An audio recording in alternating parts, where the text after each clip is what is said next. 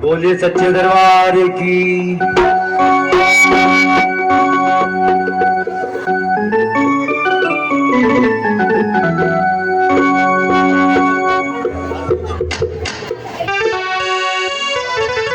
भैया जी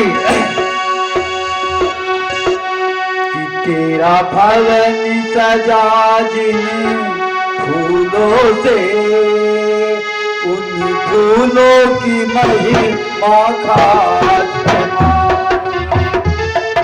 जय हो।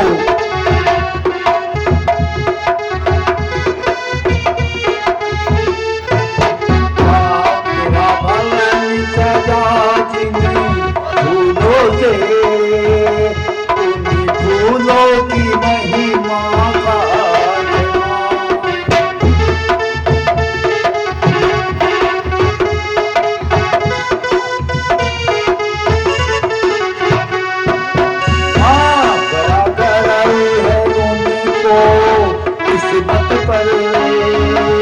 तेरा हुआ जो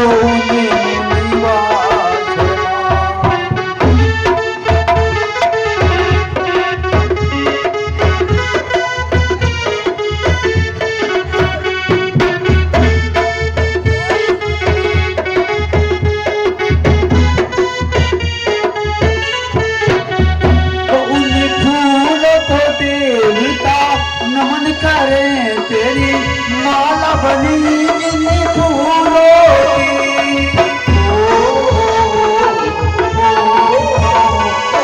फूलों को देवता नमन करे, तेरी माला बनी इन फूलों की। तू जून की जिसमें माला पहनी क्या शान है मानी जून को, तू जून की जिसमें माला पहन क्या शान है मानी जून। कभी वैसी गया हम पर होई, भक्तों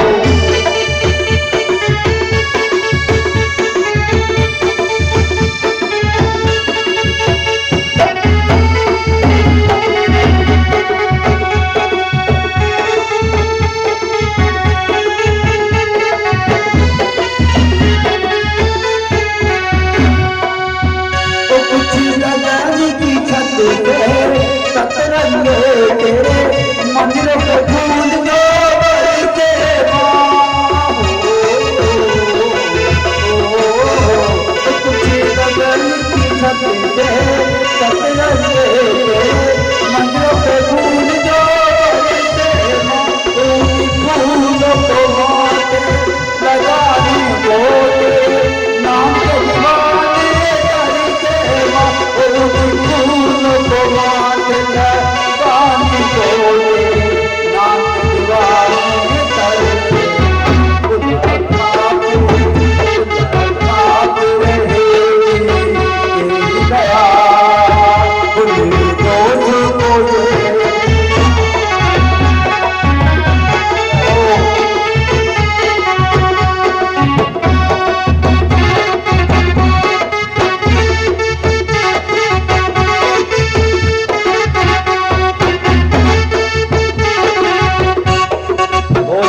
दरबार की जय। सुबह भोर का समय हो गया है तो माँ भगवती को जगाना भी है। उसके बाद हमारे आचार्य जी अजय कुमार अध्यापक तारादि कथा सुनाए। चलिए। जागो जागो शेरो वाली जागो मेरा वाली सवेरा हो गया है सवेरा हो गया है। जागो जागो शेरो वाली जागो मेरा वाली सवेरा हो गया है सवेरा हो गया है। फूल रही सूरज जागो जागो वाली सवेरा हो गया है सवेरा हो गया है।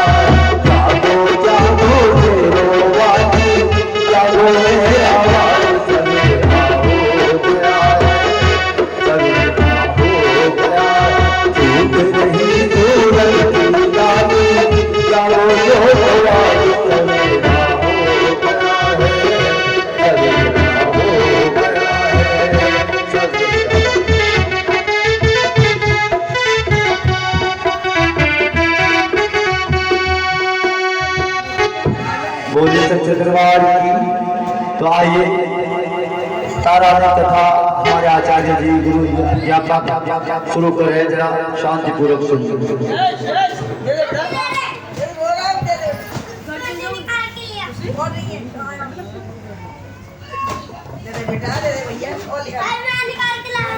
हेलो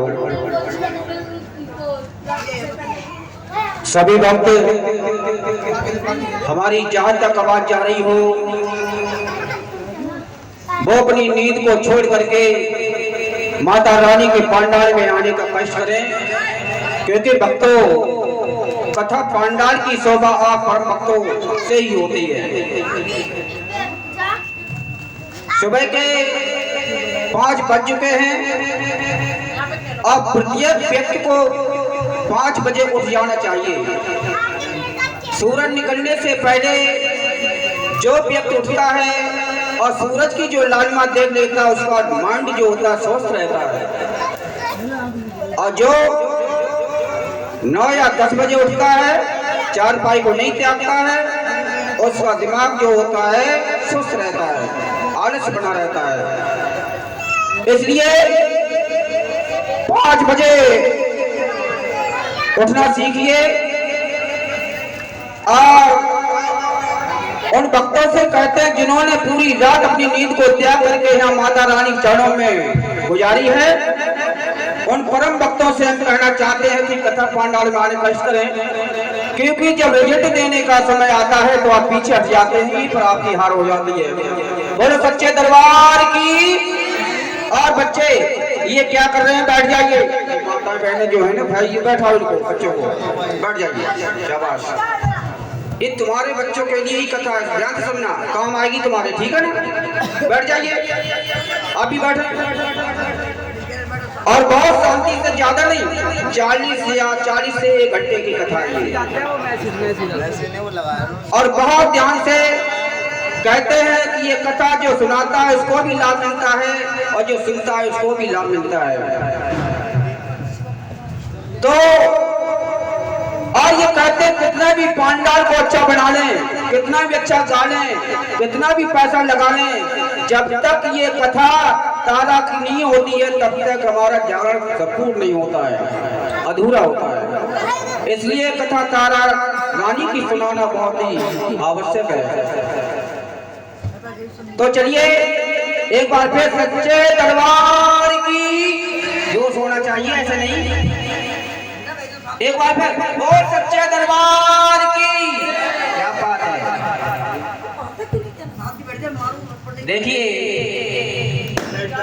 हमें ये 17वां है, हमारा जागरण 17वां है, इसमें 6 महीने के अंदर अंदर ये 9 दुर्गा शुरू हुआ। कितनी मेहनत मैं करता हूँ। तो ये देखिए ये कथा बड़ी मार्मिक है, बड़ी दुख भरी कथा है। तो आइए शुरू कथा होती है।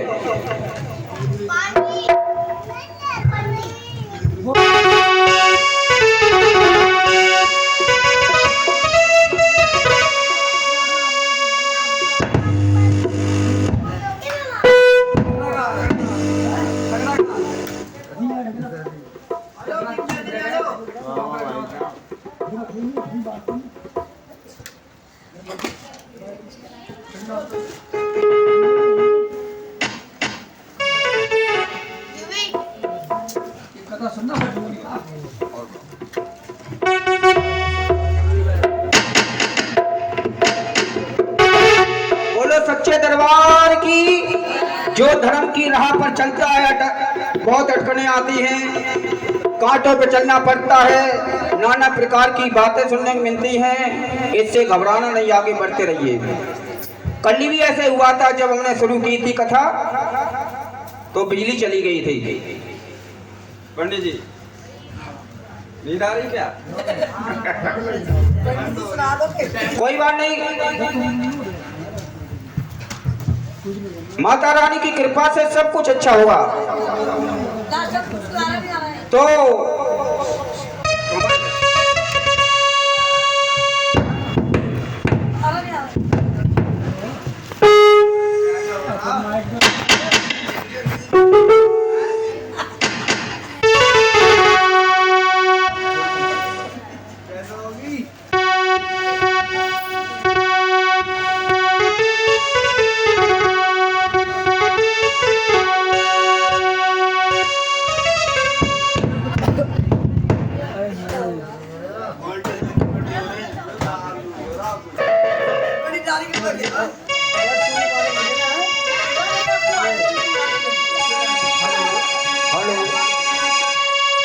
हेलो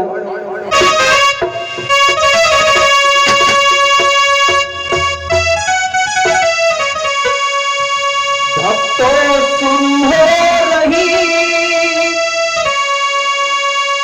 अरे शुरू हो रही कथा तारा नारी, सुन के आता है मेलों में भारी।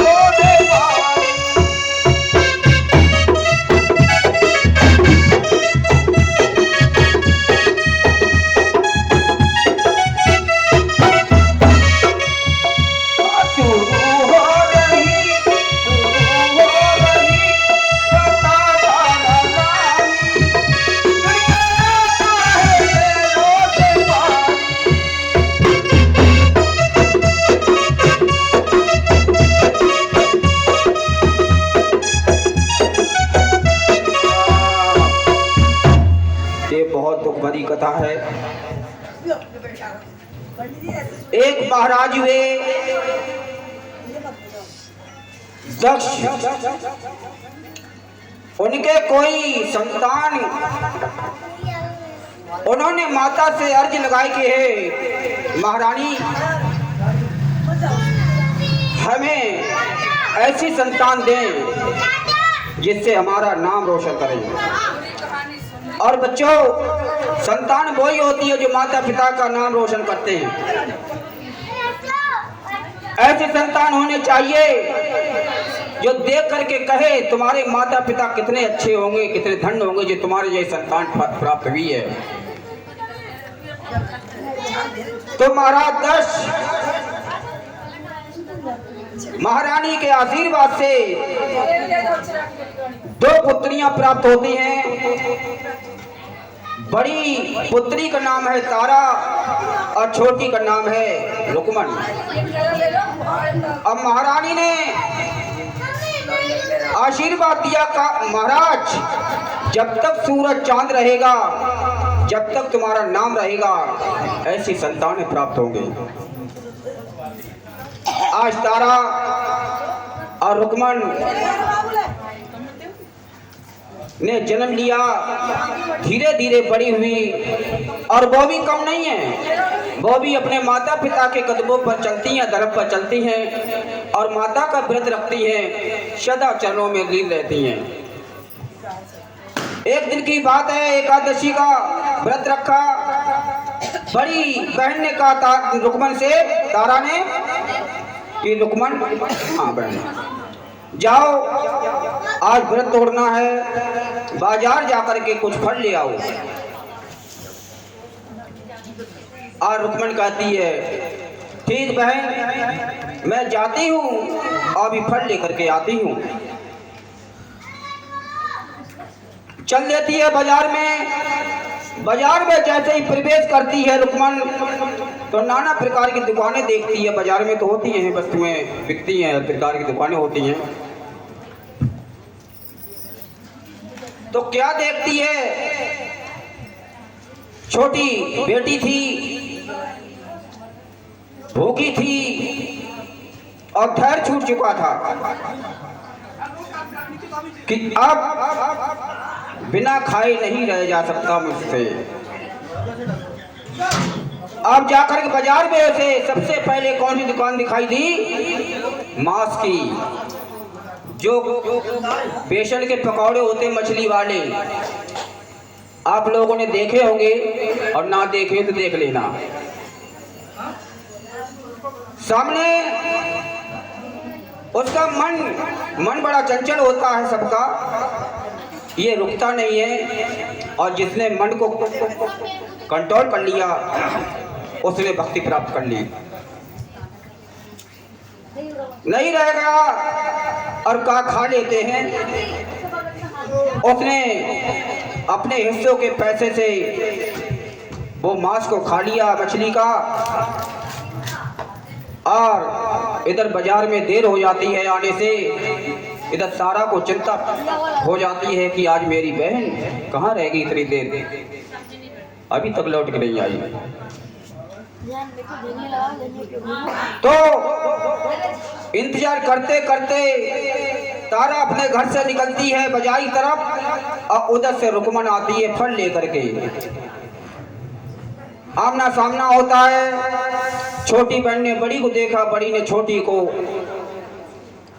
और मुस्कुराने लगी। दोनों बड़ा प्यार करती थी आपस में। और तारा ने कहा, बहन मैं तो बड़ी व्याकुल हो गई थी चिंता के मारे कि तू कहाँ थी इतनी देर तक।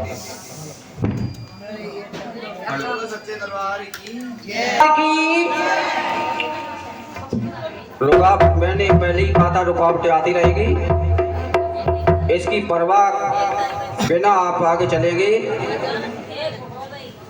और कहाँ पर थे पंडित जी? कहाँ थे? कहाँ ध्यान आप कहाँ थे? हम बताओ। आ गई थी, बीच में आ गई। हाँ मिल गए थे आपस में। देखिए बच्चों ध्यान दें, आपकी भी बहनें घर में होंगी, आप लड़ते झगड़ते होंगे। यहाँ सीखो रुकमन तारा में कितना प्यार था। तारा अपनी बहन को बिना देखे नहीं रह सकती, और रुकमन अपनी बड़ी बहन को बिना देखे नहीं रह सकती। साथ साथ खाना खाते हैं, हंसते मुस्कुराते हैं, पूजा पाठ करती हैं। बहुत प्यार था। तारा ने कहा, बहन मैं तो बहुत व्याकुल थी, बहुत चिंता में थी, तू कहाँ रह गई थी? आज गर्दन झुका करके वो रुकमन खड़ी हुई है। तारा कहती, बोल क्यों नहीं रही तू? बता क्या बात सच है? तो रुकमन तो सच्ची है, झूठ नहीं बोली। उसने कहा, बहन मुझे रहा नहीं गया और मैंने मांस खा लिया। मांस? कह रहे, पगली मैंने तुझे कितना समझाया था कि शाकाहारी मांसाहारी नहीं होते हैं, जो साग सब्जी खाते हैं वो मांस नहीं खाते हैं। तूने बहुत गलत काम किया है, तू माफ लायक नहीं है। बहुत गुस्सा होती है, इतना नहीं गुस्सा होती है, बहुत गुस्सा होती है। तूने तो अपनी जिंदगी को खराब कर लिया और गुस्सा में बोल पड़ती है। अरे पगली, तुझे बहुत मांस खाने का शौक है ना, तो मैं शराब देती हूँ, तू छपकली बन जा। क्या बन जा? और खूब कीड़े मकोड़े खाती रहना, जीवन भर खुश रहना। देखिए गुस्से में कोई ऐसी बात ना निकालने किसी से पहले। कहते हैं कि इंग्लिश में थिंक बिफोर स्पीक, बोलने से पहले सोचें 100 बार। आज बद्दुआ निकल जाती है आत्मा से तारा के, मगर भक्तों बाद में बहुत पछताती है, बहुत रोती है तारा, बहुत ही। आज शराब का नाम दिया कि तू छपकली बन जा, तो पैरों तले जमीन खिसक जाती है, पैरों गिर जाती है। बहन तूने क्या किया? ये अपना शब्द वापस ले ले। तारा बोली, बहन नहीं, मुंह से निकली हुई बोली, बंदूक से गोली और कमान से तीर निकला हुआ कभी वापस नहीं आता। अब तो अटल है ये, तो तुझे भुगतना ही पड़ेगा। तो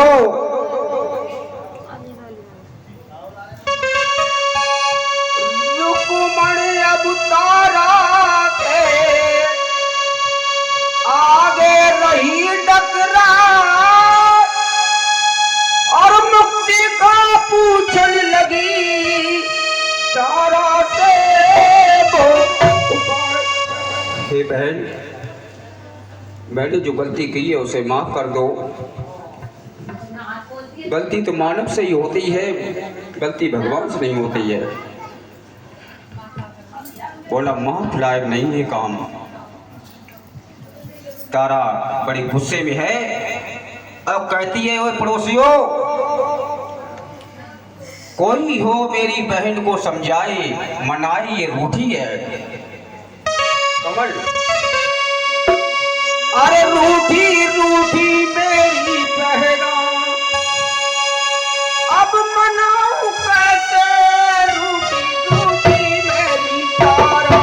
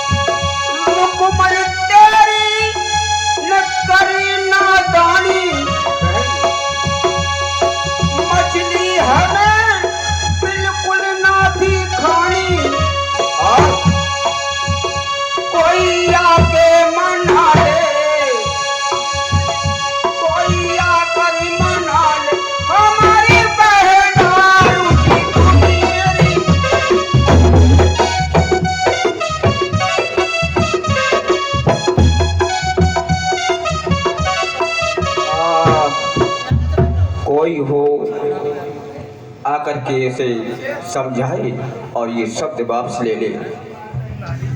कोई नहीं मनाने वाला, अपने शब्दों पे अटल है तारा।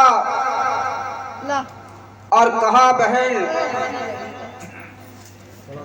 मुझे भी बहुत पछतावा हो रहा है, अब मेरे मुंह से निकल गया, वो तो अटल है, तुझे भोगना ही पड़ेगा। अब एक उपाय है, रुक्मण को समझाने तारा आई बहन। मैंने भी गुस्से में बिना सोचे समझे तो से ये शब्द बोल दिए हैं, मगर एक उपाय है। रुक्मण कहती बहन जल्दी बता क्या उपाय, मैं सब करने को तैयार हूँ। रुक्मण अब धीरज धरो, होता क्या पछता और लिखी विधाता की न मिटे, कोई न मिटा, कोई नहीं मिटा सकता इसको, कोई भी नहीं मिटा सकता। चाहे ऊपर से सिर्फ नीचे उतर आए और नरक चाहे ऊपर चला जाए, ऐसे नहीं हो सकता। जो कुछ लिखी विधाता ने होड़ी बड़ी बलवान है, इस जन्म में मेरी बहना करना त्याग और बलिदान है।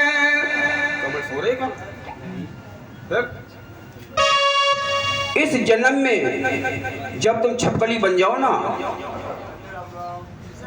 तो तुम परोपकारी काम करना, किसी का नुकसान नहीं करना, और हो सके तो अपना जीवन को न्यौछावर कर देना, अपनी जान को न्यौछावर कर देना।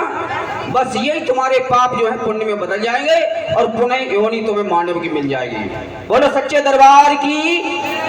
आज बहुत पछता रही है, बड़ी बहन छोटी बहन को डांट दे, उस डांटने में भी दवाई छिपी होती है।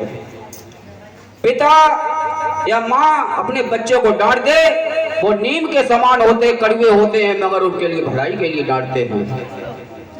आज तारा बहन अपनी बहन को समझा रही है कि बहन हमसे भी गलती हो गई, भूल हो गई है, अब करूं तो करूं क्या। तो आज इसने कहा जब छपकली बन जाओ तो परोपकार करना, गिरे को उठाना ये मानव का काम है। ये नहीं गिरे हुए को उठा करके नहीं, उठाने वाले को तुम गिरा दो, ये नहीं। निर्बल की मदद करना, एक दूसरे में दुखों को बांटना, ये मानव का काम होता है। तो आज रुकमन जो है रोने लगी, अब कहने लगी बहन मेरी तो जीवन जो है ना बेकार हो गया है, और जिंदगी ने क्या कर दिया ये। जिंदगी न मेरे चलिए कैसा खेला है।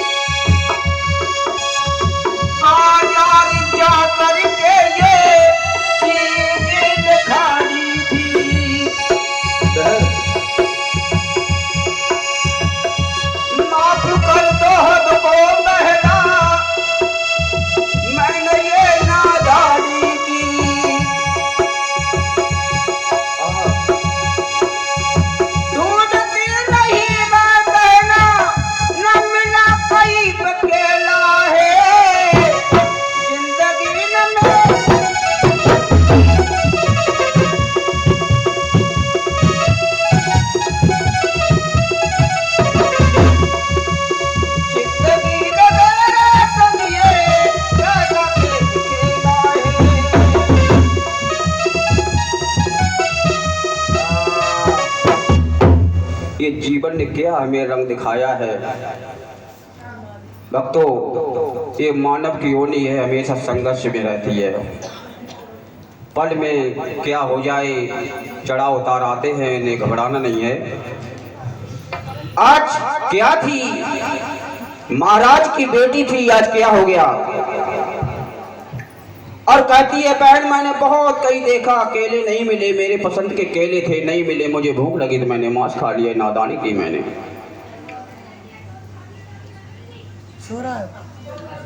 अब आशीर जैसे शराब दिया, कुछ दिन बाद वो रुकमन प्राण छोड़ देती है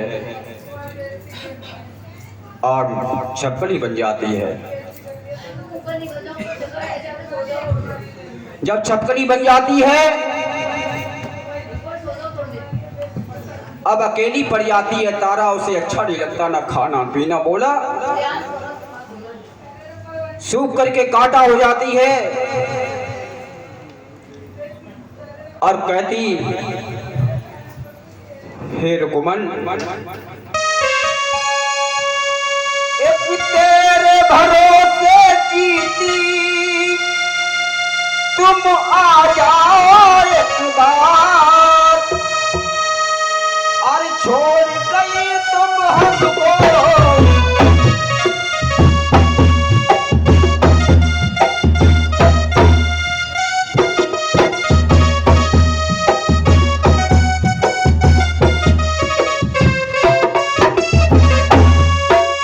तेरे भरोसे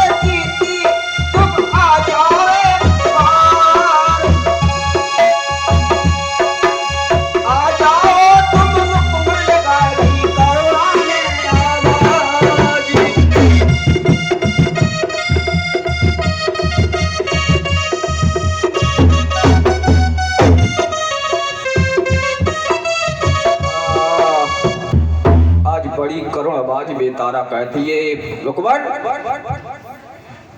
24 घंटों में, हर घंटे में कभी ऐसा नहीं आता तुझे मैं अपने साथ उठाती बैठाती खिलाती थी। तू छोड़ के चली गई, मैं भी इस नरक में नहीं जीती, मैं भी अपने प्राण त्याग दूंगी। और रोने लगी। तो का जोड़ा बिछुड़ गया रे, जुल्म भयो मैया गजब भयो रे।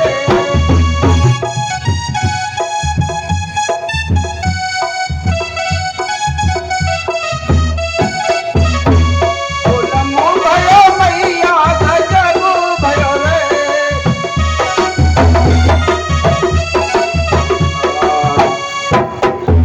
गाड़ी का पहिया टूट गया, कैसे चलेगी? हे रुकमण, तू आगे आगे चली, पीछे पीछे मैं भी आ रही हूँ।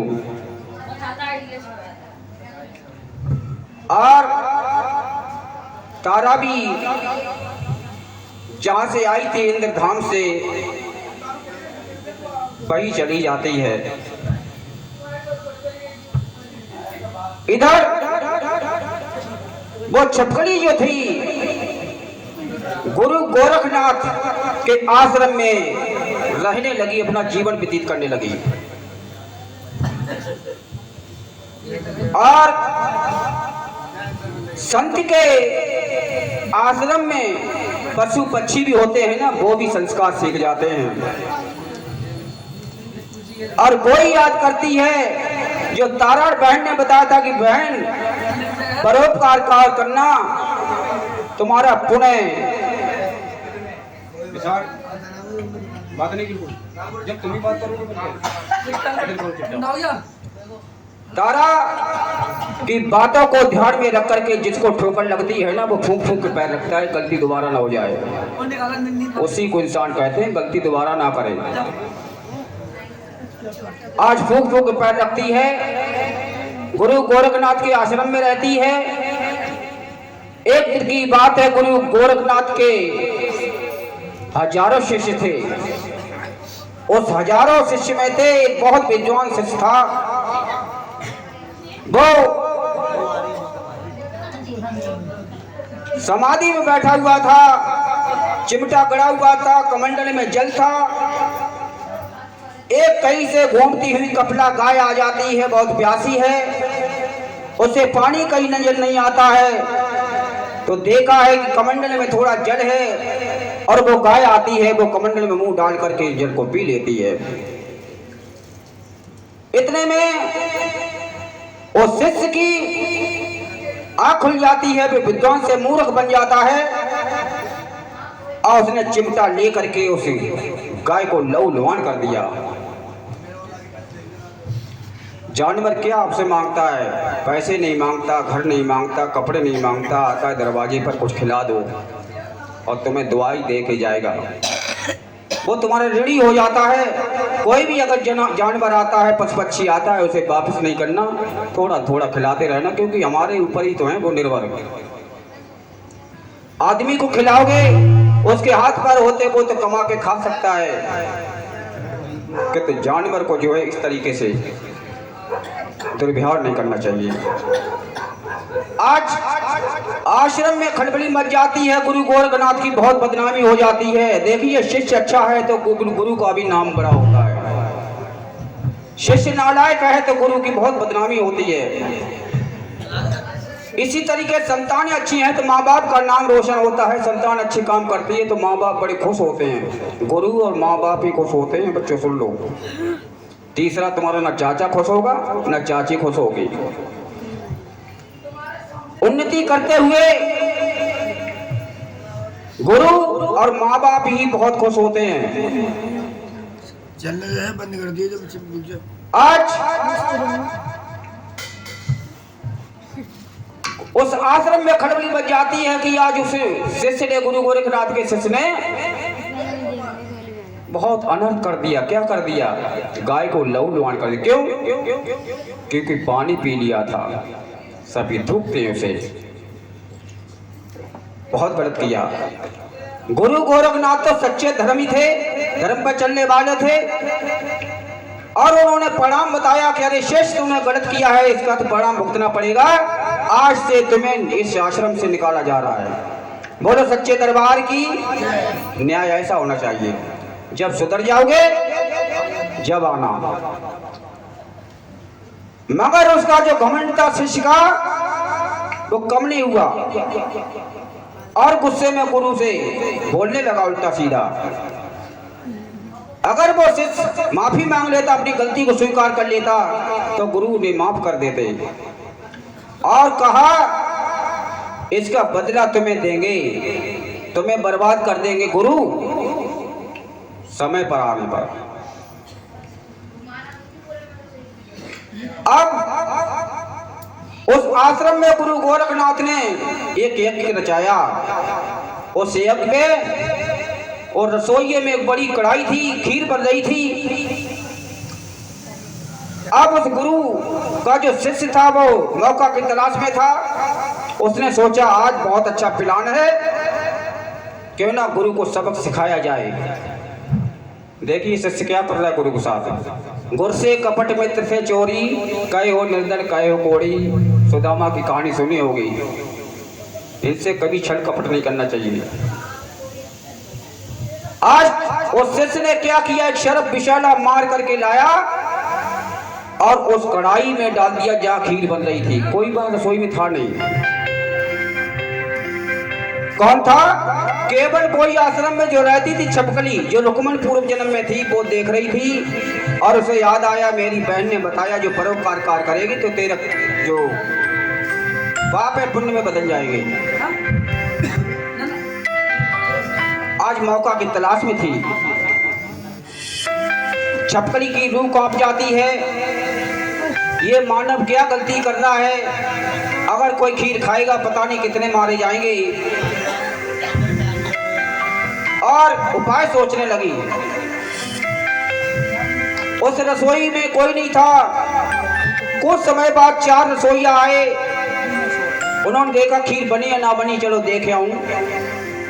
चारों आए, कढ़ाई को टटोलने लगे। छपकली ने सोचा कि मौका अच्छा है और छपकली अपने प्राण त्याग देती है उस खीर में कूद कर। वो सच्चे दरबार की। आज छपकली उसमें 1 सेकंड में बुलबुला करके खत्म हो जाती है। उस आश्रम में खड़बड़ी मच जाती है कि छपकली ने बहुत बुरा काम किया। क्या किया कि उसमें छपकली गिर गई खीर में। अब तो कोई खाएगा तो पता नहीं क्या होगा। नाना प्रकार की गालियां अपशब्द कहने लगे छपकली के लिए।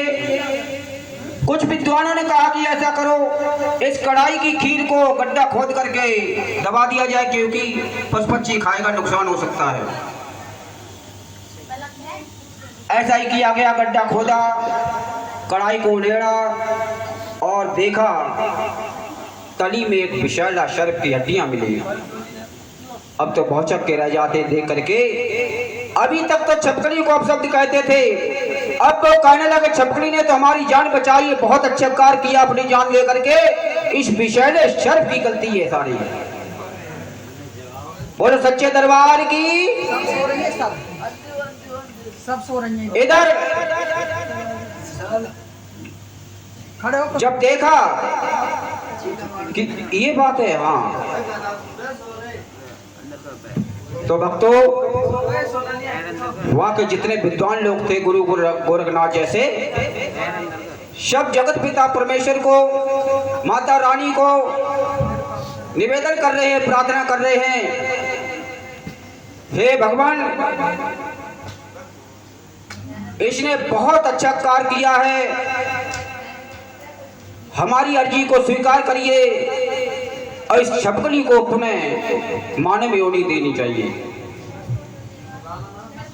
आज अर्जी को स्वीकार किया माता रानी ने और वो पुनः मानव योनि में आ गई और कहाँ जन्मी? एक महाराज स्पर्श हैं उनके यहाँ। अब महाराज के कोई पुत्र नहीं था, ना कोई पुत्री थी, और जो माता रानी के बड़े पुजारी थे। कहते माँ एक कोई ऐसा संतान दे दे जिससे हमारा घर चलता रहे। नाना प्रकार की बातें करते हैं कि जब मैं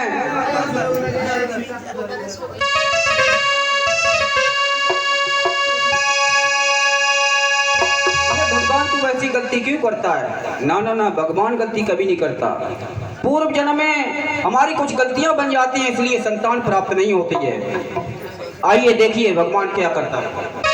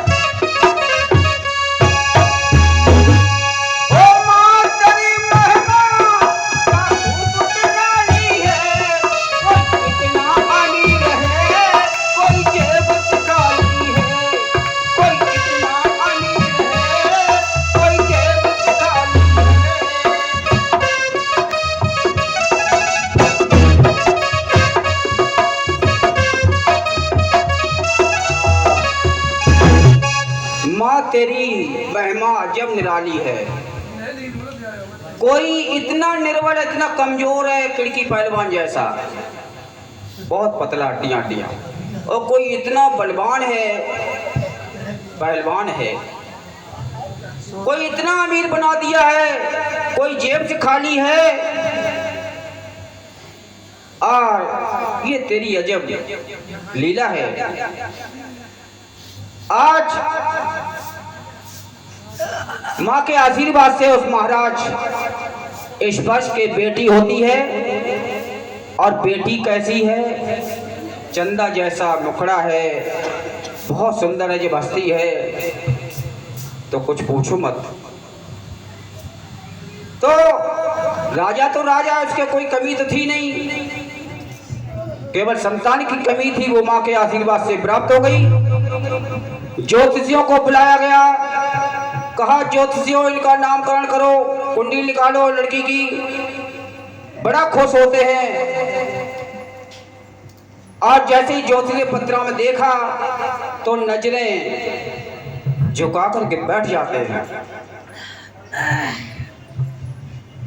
और कहते हैं राजा ज्योतिषियों क्या बात है, मुरझाए हुए कैसे बैठे हो?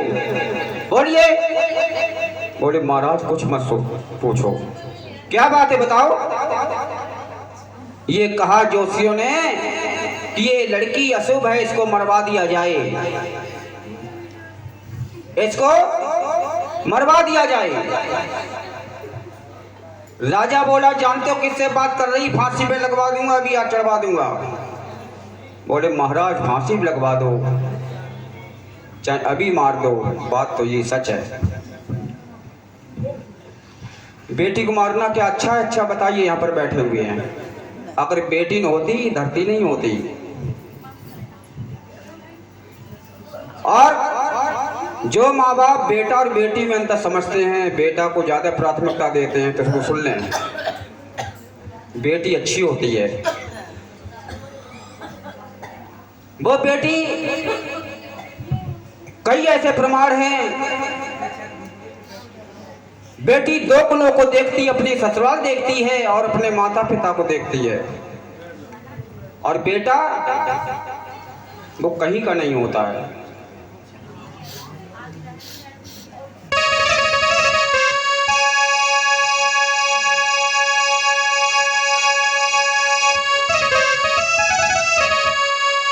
एक बात की जिक्र है एक दिन का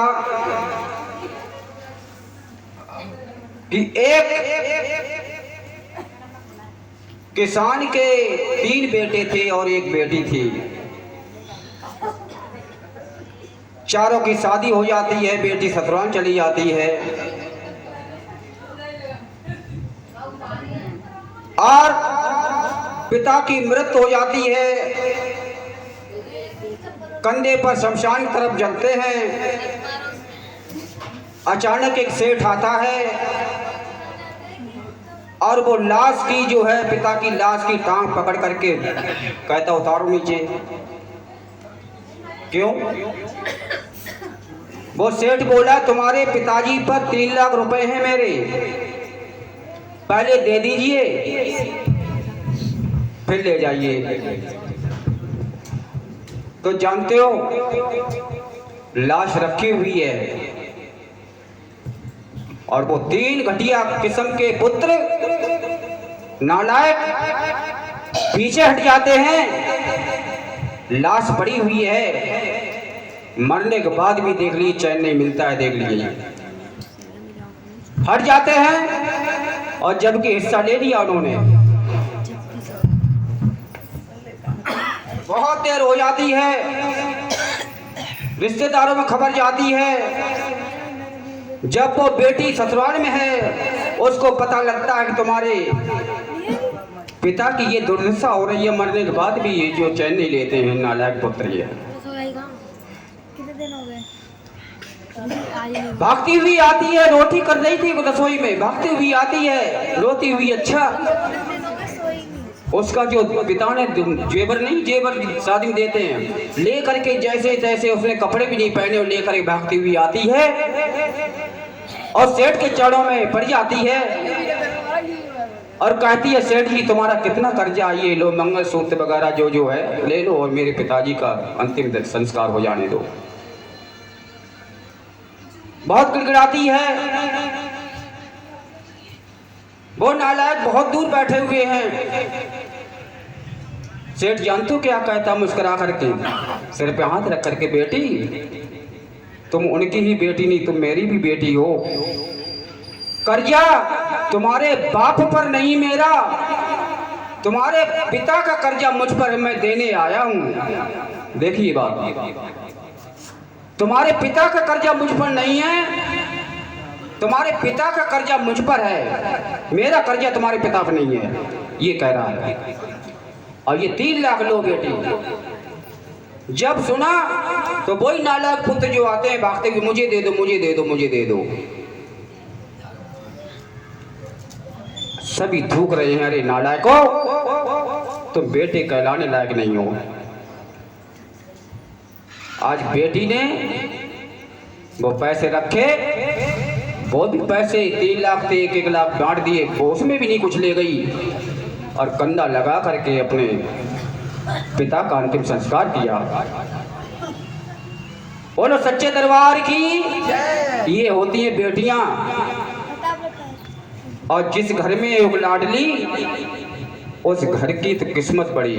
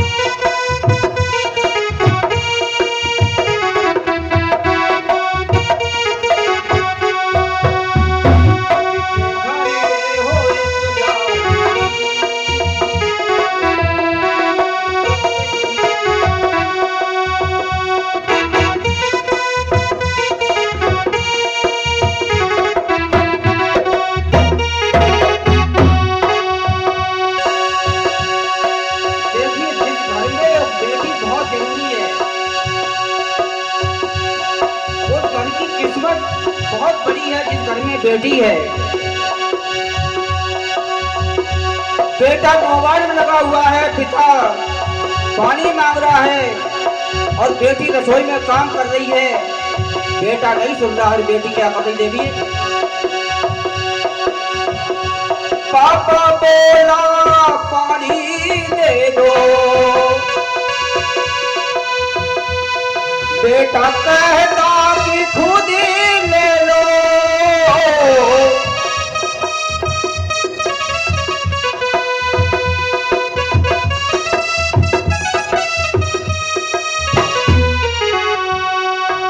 जब तक क्या होता है, बेटी पानी को लेकर खड़ी, उसे खड़ी है किस्मत बड़ी, ओ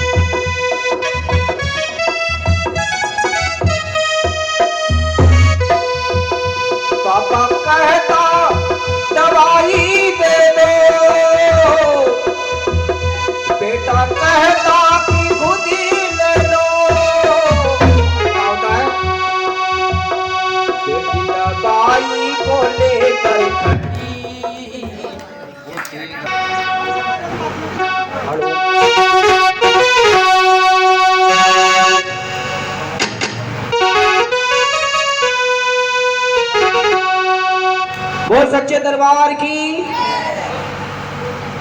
बार बार लाट चली आती है। तो बेटी और बेटों में अंतर ना समझे, और मैं तो यही कहूँगा बेटियों के साथ ऐसा व्यवहार नहीं होना चाहिए जैसे ये कह रहे हैं कुंडली इनकी खराब है। आज कहते थे मरवा दीजिए, राजा कहता नहीं ऐसा नहीं हो सकता मुझसे, तो भी एक और उपाय बताते हैं, ऐसा नहीं हो सकता तो ऐसा करो। क्या करो?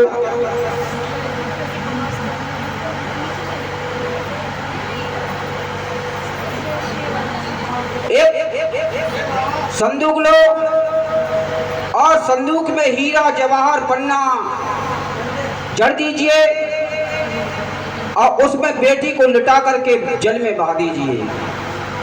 ये उपाय। और कहा कोई होगा उसे निकाल लेगा।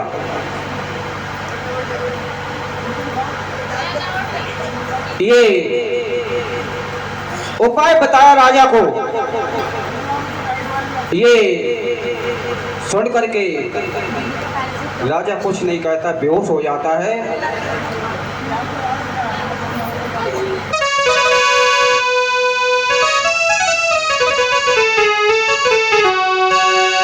आज उस बेटी को संदूक में लिटा करके डाला जड़ करके और जल में बहा दिया जाता है।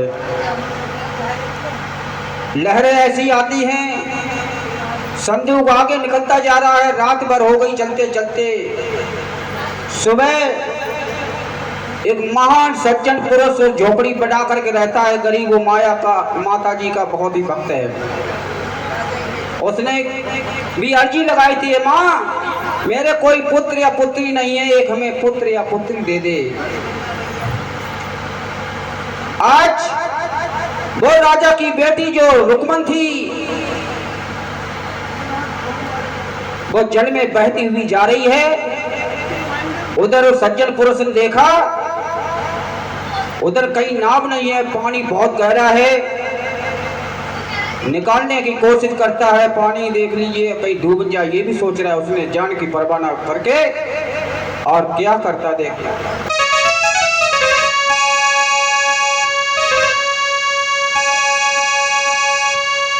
पानी नदी में बहुत गहरा न था,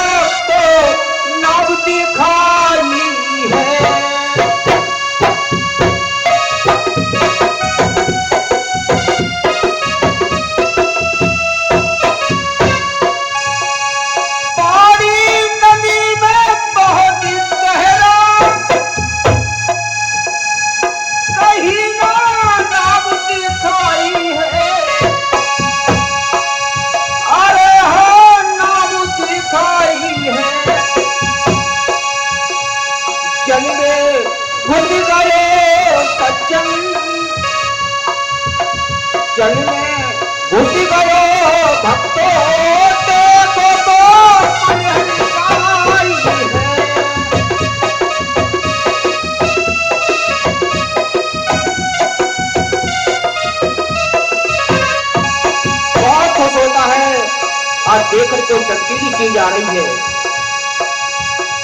उठा कर संदूक वो भक्तो चल से बाहर आयो है। देख कर हीरा वो पन्ना,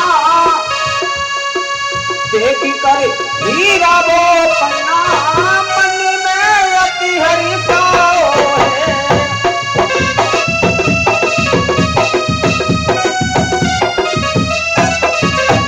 देख कर हीरा वो पन्ना, मन में अति हर्षा है।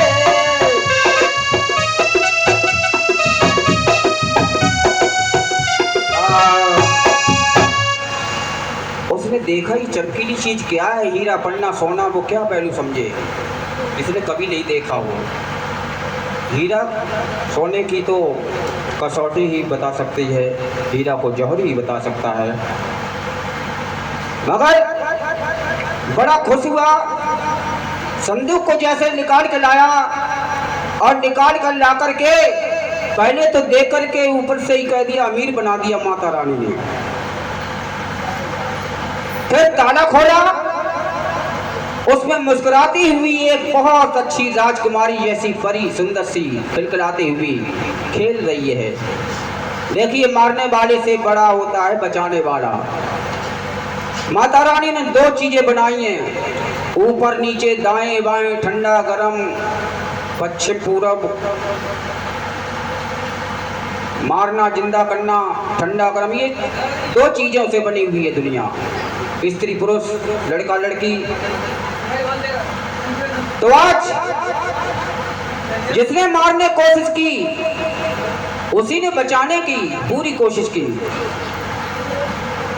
आज पालनहार भी मिल गया और कहने लगे, माता रानी तूने तो ऐसा दे दिया, दोनों हाथ में लड्डू, एक तरफ धन है एक तरफ संतान है। बोलो सच्चे दरबार की। आज बड़े वो सज्जन पुरुष खुश हैं और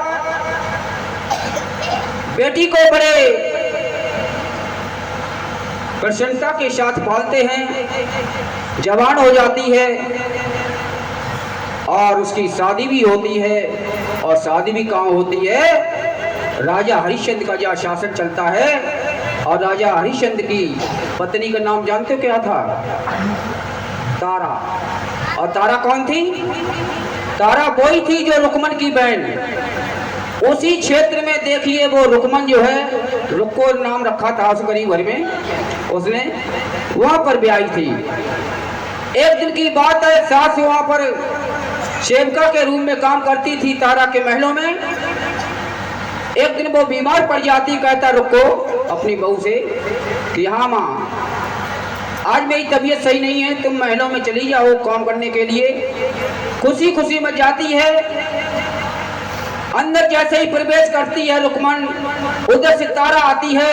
तारा ने रुक्मन को देखा, रुक्मन ने तारा को देखा। तारा समझ जाती है कि हमारी ये बहन है। बोलो सच्चे दरबार की। देखिए कहाँ मिलाया, कहाँ बिछड़े थे। देखो माया अपरंपार है। और बड़ी खुश हो जाती है। तारा कहती है, बहन तुम मेरे पूर्व जन्म की बहन हो, आओ बैठो उठो खाओ पियो। बोले महारानी तुम कहाँ और मैं कहाँ? मैं सेवका हूँ और आप महारानी है, मेरा आपका क्या मतलब? बोला नहीं, सारा किस्सा बताया। और इधर एक दिन की बात है, उसने कहा महारानी, माता रानी से कि माता रानी एक हमें एक बेटा दे देगी, मैं जागरण करवाऊंगी। माता रानी ने अपील को सुन लिया और उस रुक्के के कोख से एक बेटे ने जन्म दिया। बोलो सच्चे दरबार की। आज बेटा हो जाता है और बेटा के खुशी में इतनी खुश हो जाती रुक्मन, जागरण कराना भूल जाती है। माता रानी याद कराना चाहती हैं। और क्या हुआ, उस बेटे को जो चेचक नहीं होती है, चेचक माता रानी जिसे बोलते हैं, वो निकल आती है। बहुत परेशान हो जाती है, दवाई कराती ठीक नहीं होती है। बेटे को ले जा करके तारा को दिखाती है। तारा ने कहा तुम रुक्मन रुको, तुमने कोई गलती तो नहीं की? कोई जागरण के लिए बोला हो, याद करो। बोला हाँ, बैंड मैंने बोला था। तो जाइए माता रानी से कही कि ये माँ मुझसे भूल हो गई है, मुझे क्षमा करो, मेरा बेटा ठीक कर दो, मैं जागरण कराने के लिए तैयार हूँ। और इधर तारा रानी ने कहा कि मैं भी तुम्हारे जागरण सम्मिलित होंगी, और जहाँ तारा आए वहां जनता ना आए, तो ऐसा हो नहीं सकता है। आज जागरण की तैयारी होती है और बड़े अच्छी तरीके से सजाते हैं, और उस जागरण में तारा रानी भी आती हैं, बहुत भीड़ लगी हुई है, और कहती है माँ मेरे पास कुछ देने को तो नहीं है। एक अंगूठी थी, वो उतार के दे देती हैं। गुप्ता जी, गुप्ता जी, गुप्ता जी, तो गए क्या? जागरण शुरू कराओ, इधर आओ।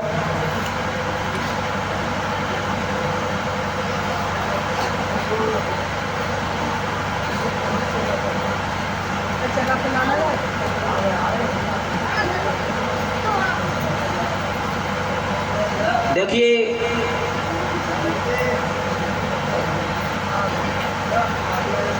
माता रानी का जागरण शुरू होता है। कहाँ जा रहे हो?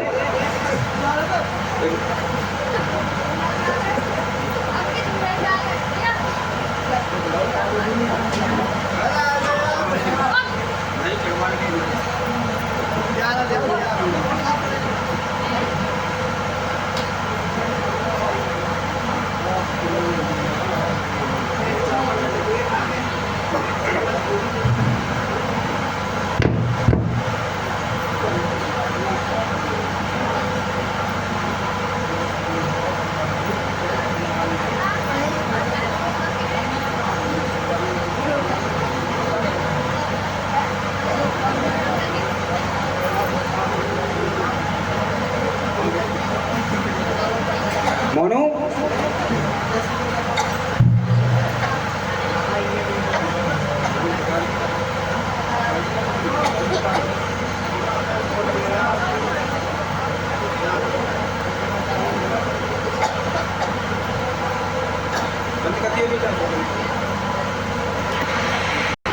महारानी तारा भी आती हैं, बहुत भीड़ लगी हुई है, प्रसाद बढ़ता है। अब प्रसाद महारानी तारा जो है झोली में रख लेती हैं और रख कर के चल देती हैं। इधर राजा हरिश्चंद्र छिप छिप के देखते हैं, वो माता रानी को बिल्कुल नहीं मानते हैं, और जैसे ही वो महलों की तरफ चलती हैं, उधर राजा हरिश्चंद्र रास्ते में मिल जाते हैं और कहते हैं झोली में क्या है, दिखाइए। तारा ने जैसे झोली को खोला, वो उसमें फल फूल पंचमेवा को देखा, जैसे राजा हरिश्चंद्र अचंभे पड़ जाते हैं, ये मैं क्या देख रहा हूँ, इतना कश्मा, मैंने कुछ और सोचा था, इसमें कुछ और निकला। तारा बोली हमारे माता रानी की शक्ति यही है। तो राजा हरिश्चंद्र कहने लगे अगर तुम्हारी माता रानी की शक्ति है तो हमें दिखाएं, आकर एक दर्शन दें। तो तारा कहती है दर्शन तो जरूर देंगी, किंतु मेरी शर्त है, जो तुम्हें प्यारी कोई चीज है उसको बलिदान करना पड़ेगा। बोले सच्चे दरबार की, किसी को पाने के लिए खोना पड़ता है, परीक्षा ली जाती है। आज राजा हरिश्चंद्र अपने बेटे का बलिदान कर देते हैं। इधर तारा कहती है माँ अगर आपने मेरी पुकार ना सुनी तो दुनिया वाले सारे भक्त जितने हैं तुम पे विश्वास नहीं करेंगे। हमारे हरिश्चंद्र को दर्शन दीजिए।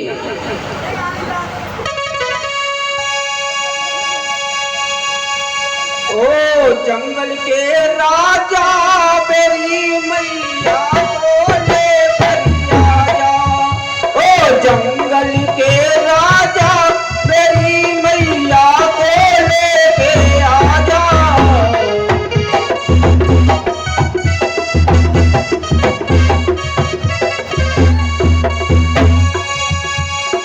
मैया को लेकर आजा, मैया को लेकर आजा, ओ जंगल के राजा मेरी मैया को लेकर आजा। जंगल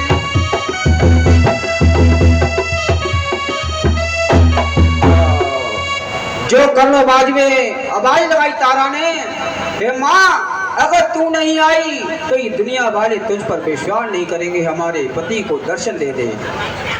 जो कर्णबाज में आवाज सुनी, शेरा वाली शेर पर सवार होकर के और एकदम सामने आ जाती है। बोलो सच्चे दरबार की। तारा इधर खड़ी हुई है, बेटा मरा पड़ा हुआ है, राजा हरिश्चंद्र की नजर उधर थी, आमने सामने दर्शन होते हैं और एकदम बहुत चक्के रह जाते हैं, आंखें खुली खुली रह जाती हैं। और तारा ने इशारा किया, माँ ये हमारा बेटा। बेटा के सिर पर हाथ रखा, बेटा माँ माँ कह करके खड़ा हो जाता है। बोलो सच्चे दरबार की। इधर ये करिश्मा देखते हैं शेरा वाली माँ का, तो राजा हरिश्चंद्र चरणों में गिर जाते हैं। देखिए कितनी नफरत करता था माँ से राजा हरिश्चंद्र, आज उसका घमंड चूर हो गया है और उसने अपनी गलती को माफ कर स्वीकार कर लिया। माँ ने माफ कर दिया और कहा, माँ मैं अपनी तारा को पता नहीं कितना भला बुरा कहता रहा जीवन भर, मैं नहीं समझ सका। तो आज माँ ने समझाया, रे हरिश्चंद्र तेरी तारा तारा ही नहीं, पत्नी पत्नी ही नहीं, ये और भी कुछ है। क्या है? कसौटी साफ कहती है कि पीतल है या सोना है।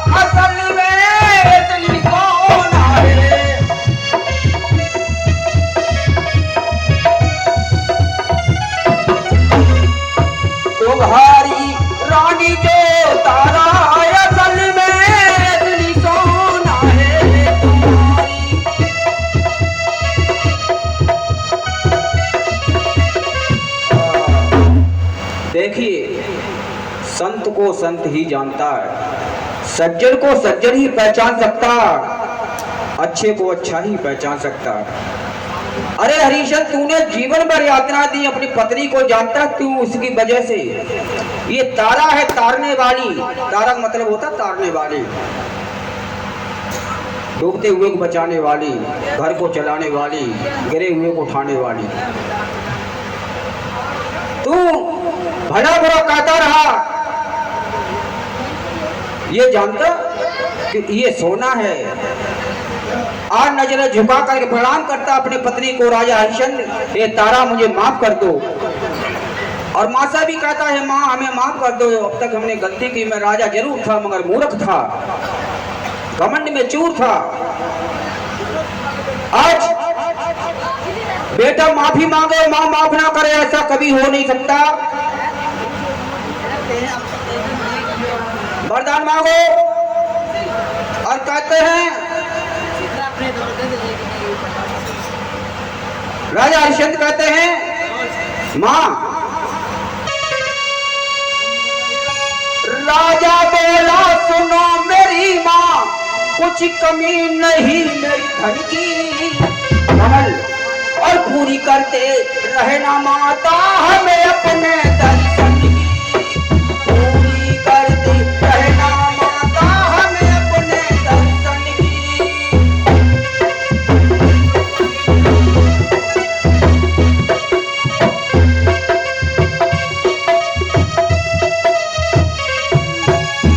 राजा बोला सुनो,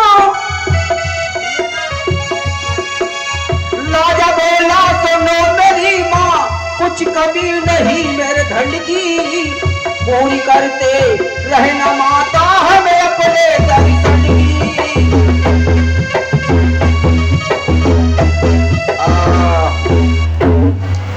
राजा बोला सुनो मेरी माँ, कुछ कमी नहीं मेरे धन की, और पूरी करती रहना मेरे अपने दर्शन की, दर्शन देती रहना और कुछ नहीं।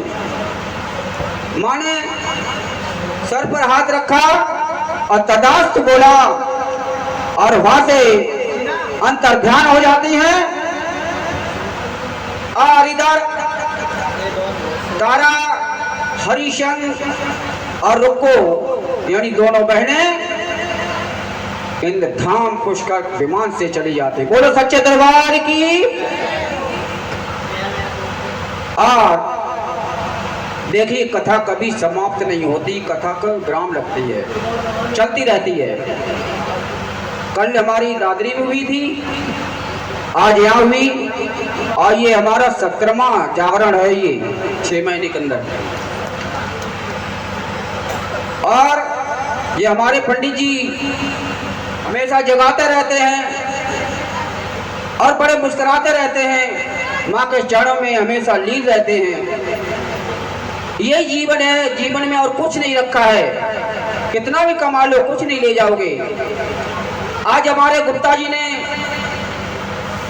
माता जी के दरबार में हम सबको बुलाया है, एक किया है, ये बहुत बड़ी बात है। और हमारा जागरण यहीं पर संपूर्ण होता है। और हमारे किसी स्टाफ से कोई गलती हुई हो उसे माफ करना। और यहाँ से बहने ये हम जरूर बताते हैं, कोई ये नहीं कहे कि टेंट अच्छा नहीं था, ढोल अच्छा नहीं बजाता था, गाता अच्छा नहीं था, दरबार अच्छा नहीं था, ये बातें ना करेंगे। माता रानी भाव देखती हैं, जो जैसा है तुझे अर्पण है, स्वीकार करो माँ। ये बड़ा और छोटा नहीं देखती, अमीर गरीब नहीं देखती हैं। इसलिए सांड वाले भैया से अगर कोई बात हमसे कोई बन गई हो उसे माफ करना, और सारी बातें ही भूल करके बोलो सच्चे दरबार की। एक बार फिर बोलो सच्चे दरबार की। और मौका मिले जरूर बुलाना मोनू भाई, बहुत बहुत धन्यवाद। हाँ, और आरती अभी होगी, सभी खड़े होकर के आरती करेंगे और प्रसाद लेकर के ही जाएंगे। ये होता है परिणाम लास्ट में। अभी देखो कितनी भीड़ थी। और ज्योति का प्रसाद लेके जाएंगे। और हाँ